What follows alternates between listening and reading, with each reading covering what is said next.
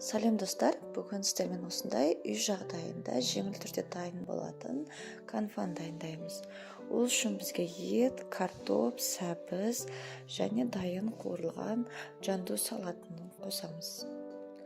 Вуаля, барлығын осылай төрт бұрыштетіп тураймыз да, қазанымызға майымызды құйып, қыздырылған майдың үстіне бірінші етімізді баяу отта қуырып аламыз.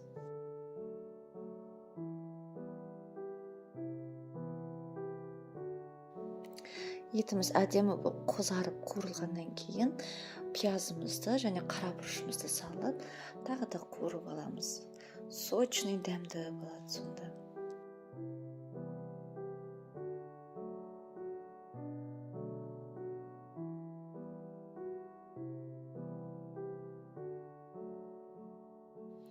Шамамен бір 5 минуттан кейін сәбізімізді салып, тағы да сәл қуырамыз. Мен подливын қуырып жатып, газдың екінші жағына кастрюльмен су құйып қойдым.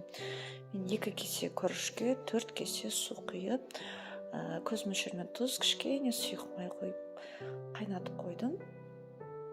Сұйық май бізге күрішіміз жабыспас үшін.